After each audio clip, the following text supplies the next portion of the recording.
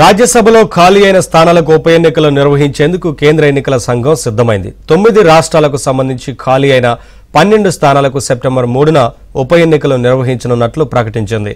ఈ మేరకు బుధవారం ఎన్నికల షెడ్యూల్ విడుదల చేసింది. దీని ప్రకారం ఉప ఎన్నికలకు ఈ నెల 14న నోటిఫికేషన్ జారీ కానుండగా నామినేషన్ల దాఖలుకి నెల 21 వరకు గడువు ఉంటుంది. ఈ 12 స్థానాల్లో తెలంగాణ నుంచి బీఆర్ఎస్ సభ్యుడు కె కేశవరావు రాజీనామా చేయడంతో ఖాళీ అయిన స్థానం కూడా ఉంది. కేశవరావు బీఆర్ఎస్ నుంచి కాంగ్రెస్లో చేరడంతో జూలై 5న రాజ్యసభ సభ్యత్వానికి రాజీనామా చేశారు.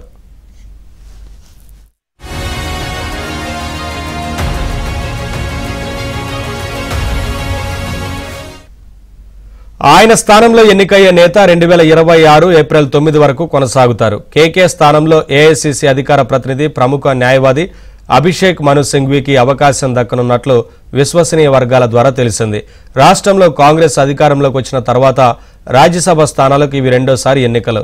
ఇంతకుముందు 2 రాజ్యసభ స్థానాలు కాంగ్రెస్కు దక్కగా రెండింటినీ తెలంగాణకు చెందిన నేతలకే ఇచ్చారు. వీరిలో ఒకరు సీనియర్ నాయకులు రేణుకా చౌదరి కాగా మరొకరు యువనేత ఎం అనిల్ కుమార్ యాదవ్.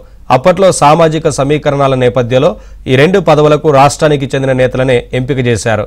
తాజాగా భర్తీ చేయనున్న స్థానాన్ని మాత్రం ఏఐసీసీ కోటా కింద తీసుకోవాలని అధిష్టానం నిర్ణయించినట్లు తెలిసింది.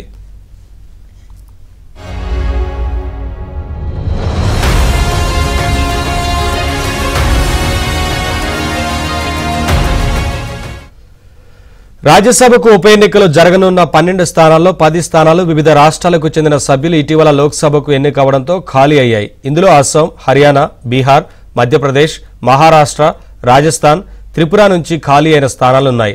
ఇక తెలంగాణ నుంచి కేశవరావు రాజీనామాతో ఒక స్థానానికి, ఒడిశాకు చెందిన బీజేడీ సభ్యుడు రాజీనామా చేయడంతో మరో స్థానానికి ఉప ఎన్నికలు వచ్చాయి.